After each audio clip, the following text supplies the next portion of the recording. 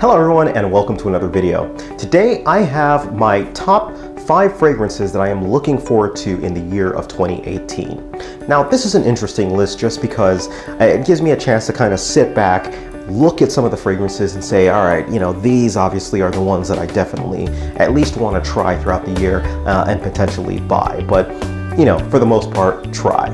Now, one thing you're going to notice with this list is that it's heavily dominated on the designer side, and there's a reason for that.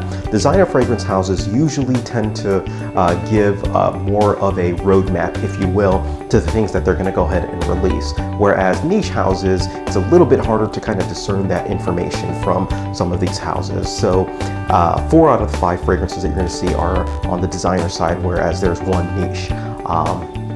But either way, without any further ado, let's just go ahead and get right into the list. Now, the first fragrance on the list is from the house of Mugler.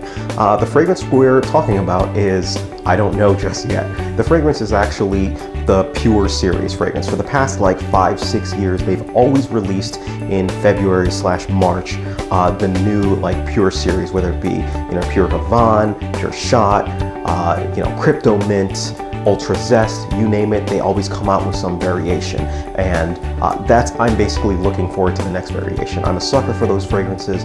I always buy them as soon as they come out and then review them, and it's just, for me, kind of almost a yearly ritual, if you will, for me as a reviewer. So I'm looking forward to the new Mugler fragrance. I know for some people it's really played out, they're tired of it. I'm not tired of it at all. I'm really looking forward to it just because I've liked probably like 90% of the stuff that they've put out so far. So, looking forward to it. The next fragrance on the list is from the house of Christian Dior. You probably know what it is when I just mentioned that. And yes, it is Sauvage EDP, or the Eau de Parfum version.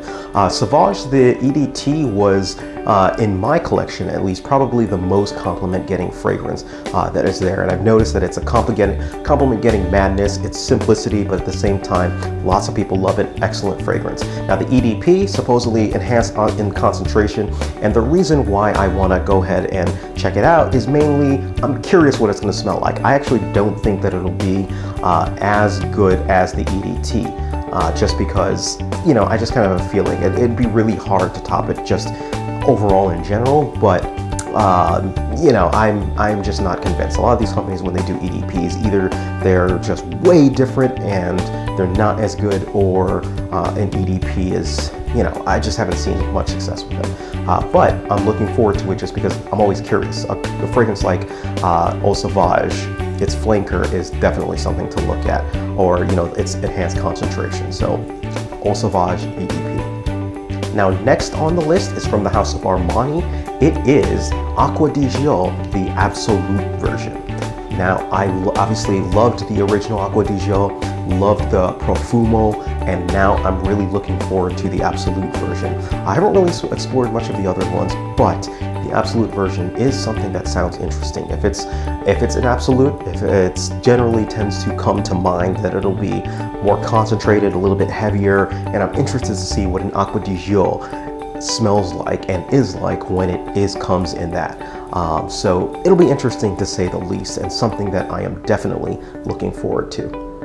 Now, the next fragrance is the niche fragrance that I'm looking forward to. It is from the house of Frédéric Malle. The fragrance is Music for a While. Now, I came across this fragrance. I was kind of browsing around and looking for some others, and I realized, yeah, I like Muscat Ravageur, but there's something that I haven't, really tried from Frédéric Malle. And I came to them and I was looking, and I saw that they're going to be releasing this fragrance, if it hasn't already been released already. But they're going to release this fragrance, and it was pineapple note dominated. So immediately I thought, okay, are they trying something Aventus-like here?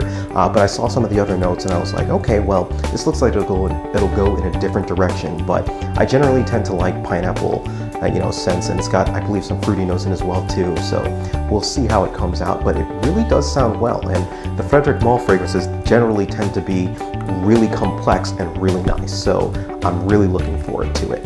Now, the final fragrance is from the designer side again.